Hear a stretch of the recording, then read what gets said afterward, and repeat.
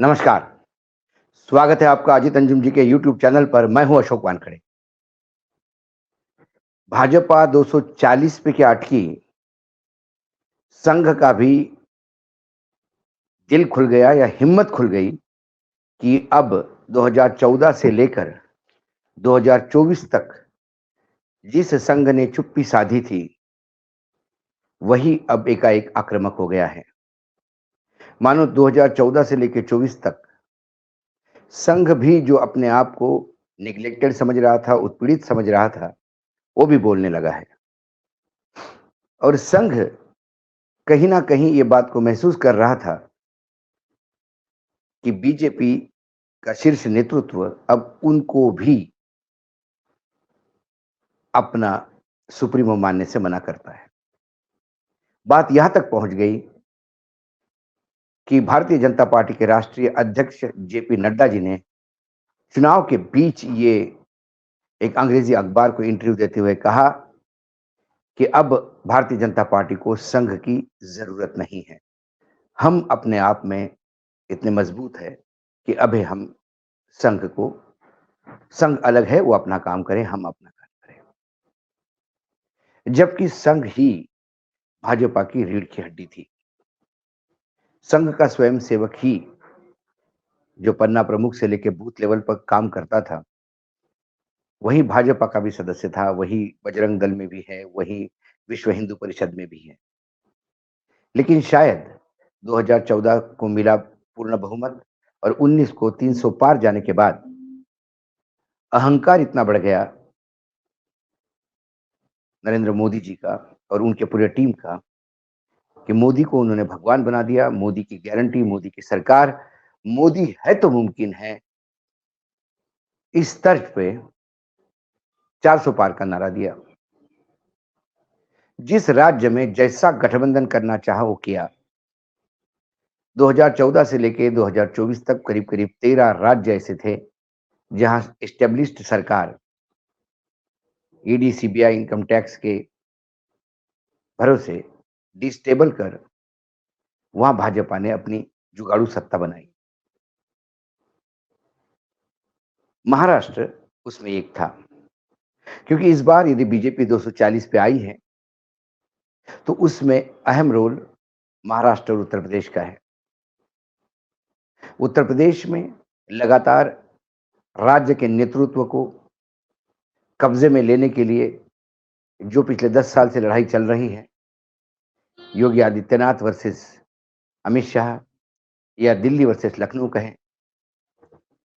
उसमें भाजपा का संगठन चरमरा गया।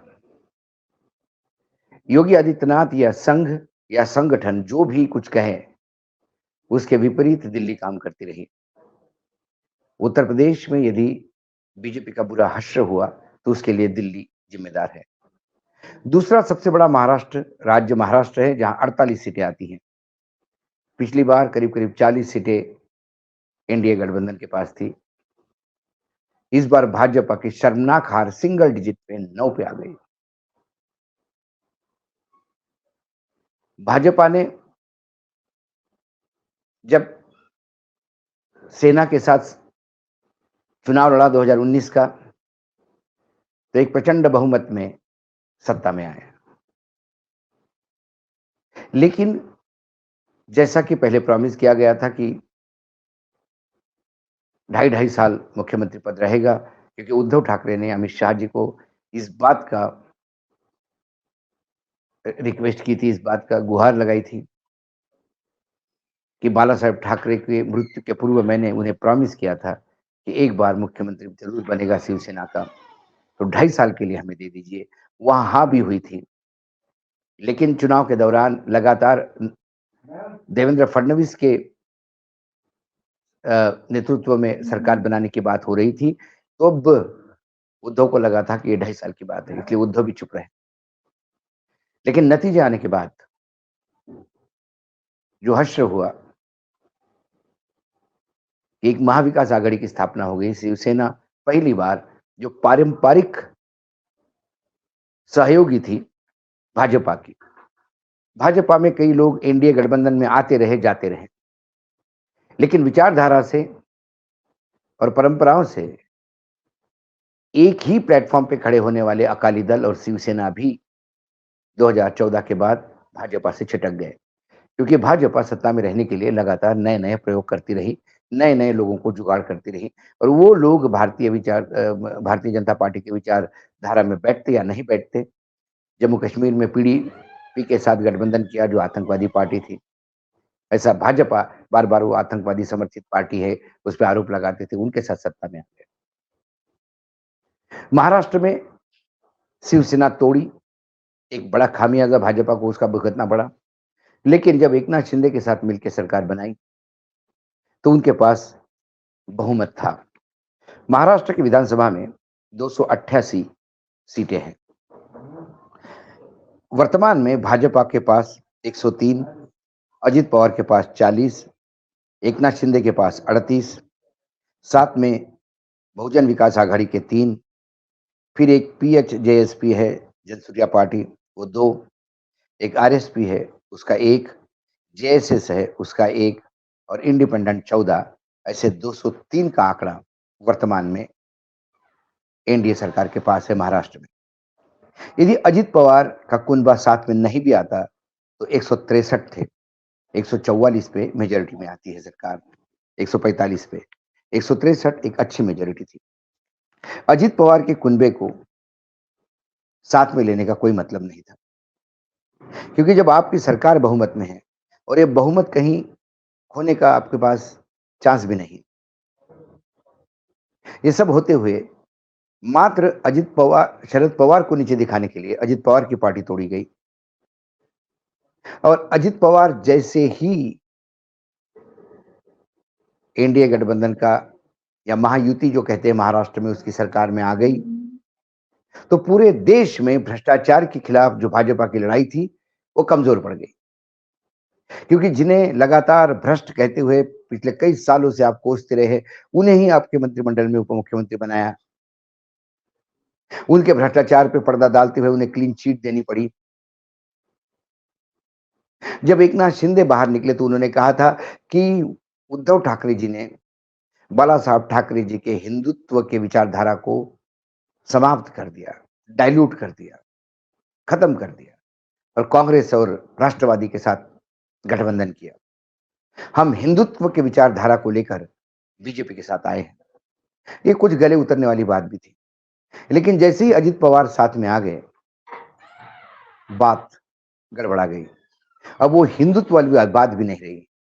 यदि उद्धव ठाकरे ने शिवसेना और राष्ट्रवादी कांग्रेस के साथ मिलकर हिंदुत्व को कमजोर किया, ऐसे आपके आरोप थे, तो आज आप अजित पवार के साथ मिलकर कौन से हिंदुत्व के विचारधारा को बुलंद कर रहे हैं, ये सवाल पूछते थे। महाराष्ट्र में कांग्रेस भली सत्ता में लगातार रही एनसीपी के साथ, लेकिन एनसीपी हमेशा हावी रही। मुख्यमंत्री पद भले ही किसके पास हो, लेकिन अच्छे पोर्टफोलियो, मालदार विभाग जिसको कहते हैं, वो हमेशा राष्ट्रवादी कांग्रेस शरद पवार के पास रहे और अजित पवार लगातार सत्ता में रहे। अजित पवार के जितने कुकर्म थे उससे आहत स्वयंसेवक सैन्य, जितने भी स्वयंसेवक थे, जितने भी बीजेपी के कार्यकर्ता थे हार्डकोर, जिनकी पीढ़ियां खप गई बीजेपी का झंडा बुलंद करते करते, जनसंघ का झंडा बुलंद करते करते, वो भयावह आहत हुए। कई नेताओं के पास ये सवाल, कई वीडियो मार्केट में आए थे कि जब निमंत्री चले जाते थे बीजेपी के अपने कॉन्स्टिट्यूंसी में, तो लोग पूछते थे कि अजित पवार को क्यों लिया, क्या जरूरत थी? उसका जवाब उनके पास नहीं था। ये लगातार दूसरे पार्टी का अपने पार्टी में विलय करना, दूसरे लोगों को अपने साथ जोड़ना, इससे भी महाराष्ट्र में पार्टी खत्म हो गई। देवेंद्र फडणवीस के शीर्ष स्थान पर रहते हुए उन्होंने कई लोग शिवसेना से, कई कांग्रेस से, कई एनसीपी से, कई एमएनएस से भाजपा में एंट्री करवाए, तो उसमें भाजपा भी कई गुटों में बट गई। एक भाजपा ओरिजिनल जो 2 गुटों में है, एक संघनिष्ठ बीजेपी और एक मोदीनिष्ठ बीजेपी। बाकी बीजेपी में कांग्रेस बीजेपी, राष्ट्रवादी कांग्रेस बीजेपी, शिवसेना बीजेपी, महाराष्ट्र नवनिर्माण सेना बीजेपी, क्योंकि जो उन जगह से लोग आए उनके अपने अलग अलग गुट बने हैं और इसके चलते कहीं ना कहीं पार्टी का ओरिजिनल कार्यकर्ता जो दिन रात पार्टी के लिए मेहनत करता है, वो इस बार घर बैठ गया, जिसका खामियाजा भाजपा को भुगतना पड़ा। एक उदाहरण के तौर पे बताऊं तो अहमदनगर में राम शिंदे जैसे नेताओं ने अथक प्रयास करके अपने ऊपर केसेस लदवा के, लाठियां खा के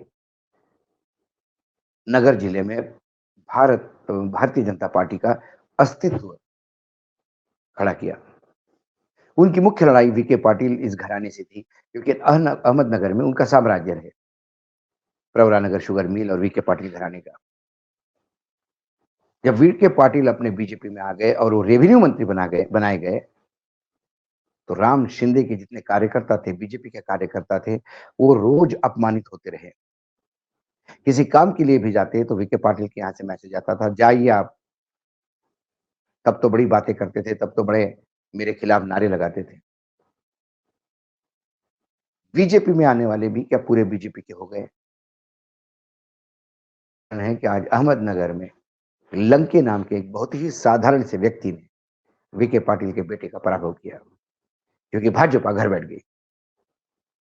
ऐसे हर जिले का आपको महाराष्ट्र में मिलेगा, और ये बात अब संघ खुल के कहने लगा है, क्योंकि हाल ही में ऑर्गेनाइजर में संघ के एक स्वयंसेवक रतन शारदा का एक लेख छपा है। उस लेख में उन्होंने महाराष्ट्र की पराजय पर विश्लेषण करते हुए कहा कि अजित पवार ये मुख्य कारण है भारतीय जनता पार्टी का यदि महाराष्ट्र में पानीपत हुआ है। उसके बाद उन्होंने कहा कि अति आत्मविश्वास, मोदी के चेहरे को ब्रांड बना के बेचने का अति आत्मविश्वास, इसके चलते 400 का नारा दिया, और 400 का नारा भी यदि आप एक कहते कि इस बार भारतीय जनता पार्टी 400 सीट जीतने वाली है तो बात अलग थी, लेकिन 400 के नारे के साथ ही संविधान बदलने की जो बातें हुई, उससे पूरा ओबीसी और दलित पार्टी से छूट गया। मराठा आंदोलन देवेंद्र फडणवीस नहीं संभाल पाए। छगन भुजबल का अतिवादी होना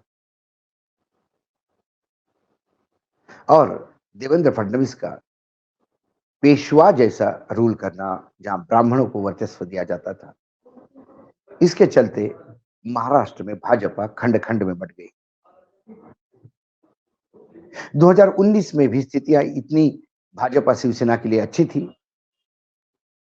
कि शायद कांग्रेस 10 से नीचे सिमट जाती है और भाजपा और राष्ट्रवादी कांग्रेस 15 से नीचे। लेकिन एकाएक बिना किसी वजह शरद पवार को ईडी का नोटिस देकर शरद पवार को एक नई लीज ऑफ लाइफ दी, और उस ईडी के नोटिस का उपयोग करते हुए शरद पवार ने जो एक तूफान खड़ा किया महाराष्ट्र में, उसके चलते महाराष्ट्र के समीकरण ही बिगड़ गए। शरद पवार के पीछे पीछे कांग्रेस का भी भला हुआ, और कुल मिला के शरद पवार 56 और कांग्रेस 37 पे आके टिक गई, जो सिंगल डिजिट पे आनी थी। तो ये तमाम चीजें दिल्ली के शह पे हुई। ईडी की नोटिस क्यों दी? हाईकोर्ट के निर्णय में 107 लोगों के खिलाफ एफआईआर दर्ज करने की बात की थी, लेकिन हाईकोर्ट में जिसने रिट पिटीशन फाइल की थी, उसने एक पैराग्राफ में ये लिखा था, ये पूरे स्कैंडल का किंग पिन शरद पवार है। लेकिन कोर्ट ने उन्हें नहीं माना, लेकिन ईडी ने नोटिस दी। उस नोटिस ने शरद जी को तो एक नई जिंदगी दे दी, राजकीय जिंदगी दे दी, लेकिन ईडी ने बाद में उस नोटिस के बाद ना कभी बुलाया, ना कभी उस बारे में जिक्र किया। खासकर अनिल देशमुख के खिलाफ ईडी का प्रकोप, झूठे आरोप, जब वो जमानत पे छूटे तो जो स्ट्रिक्चर पास किए कोर्ट ने, वो भी सुनने लायक थे। ऐसे कई कुकर्म बीजेपी के रहे महाराष्ट्र में, जिसके चलते भाजपा हाशिए पे आ गई। आने वाले 4 महीने में जो चुनाव होने जा रहे हैं महाराष्ट्र में, उसमें कोई स्थितियां सुधरती दिखाई नहीं देती, क्योंकि अब सीटों को बंटवारे के लिए कि अभी भी महाभारत शुरू हुई है। अजित पवार को भी 80 सीटें चाहिए, तो फिर 80 सीटें एकनाथ शिंदे को भी चाहिए। 160 सीटें यदि ये 2 ले गए, तो फिर बीजेपी के लिए बचता क्या है, जिनको 103 सीटें हैं। 40 वाले यदि 80 सीटें मांगेंगे, तो फिर बीजेपी भी 103 पे 206 सीटें मांग सकती है, तो टोटल 370 से ज्यादा होगी। 288 में 370 कैसे बैठेंगे, ये अरिथमेटिक अब भाजपा को ही सॉल्व करना है। कुल मिलाकर ये जो शारदा साहब है, जो लगातार कई बार रतन शारदा जी टेलीविजन पे डिबेट्स में भी दिखाई देते हैं, लेकिन इतने दिनों में कभी किसी ने ये नहीं कहा कि अजित पवार का पार्टी में आना, साथ गवर्नमेंट में लेना एक गलत बात थी। शारदा जी का भी कई बार शारदा जी के साथ मैं भी आमने सामने डिबेट में रहा हूं अंग्रेजी चैनलों पे। वहां पर भी शारदा जी हमेशा सरकार को डिफेंड करते नजर आ रहे हैं महाराष्ट्र में। शायद तब सब लोग मोदी जी से डरे हुए थे। कर्नाटक में हारने के बाद पहली बार ऑर्गेनाइजर ने यह जरूर लिखा था कि राम का नाम और मोदी का ब्रांड अब ज्यादा दिन चलने वाला नहीं। लेकिन शायद वो नसीहत मोदी जी के तमाम टीम ने हंसी मजाक में उड़ा दी, और मोदी जी पूरी प्रयास के साथ हिंदू मुसलमान पाकिस्तान सब करने के बाद, सारे बैंक अकाउंट सीज करने के बाद 100 240 पे अटक गए। वो भी ऐसे राज्य उड़ीसा जिसने साथ दिया जहां कभी अपेक्षा नहीं थी। लेकिन बंगाल, उत्तर प्रदेश, महाराष्ट्र, कर्नाटक, राजस्थान, गुजरात, उनके वहां पे भी एक सीट हार गए। ये अति आत्मविश्वास और अहंकार का ही नतीजा है। हाल ही में सर संघ चालक ने एक लंबा चौड़ा लेक्चर दिया, जिसकी परिणति यह हुई कि मोदी जी ने कल ही सभी फॉलोअर्स को ये बोला गया कि मोदी का परिवार ये आप निकाल दीजिए। लेकिन मात्र ये सिंबॉलिक है। क्या मोदी जी और अमित शाह अपने पूरे बर्ताव में परिवर्तन करेंगे या नहीं, या उसी अहंकार के साथ आने वाले विधानसभा चुनाव में भी जाएंगे, जो हरियाणा और महाराष्ट्र एक दो बड़े राज्य है जहां चुनाव है। शारदा जी के 240 पे आने पे ही शारदा जी का भी दिल खुल गया, और उन्होंने भी जो बात सालों पहले कहनी थी, दो बात 2 साल पहले कहनी थी, वो आज उन्होंने कही। आज इतना ही। कल फिर आता हूं किसी विषय के साथ। तब तक के लिए नमस्कार। देखते रहिएगा अजीत अंजुम जी का यूट्यूब चैनल।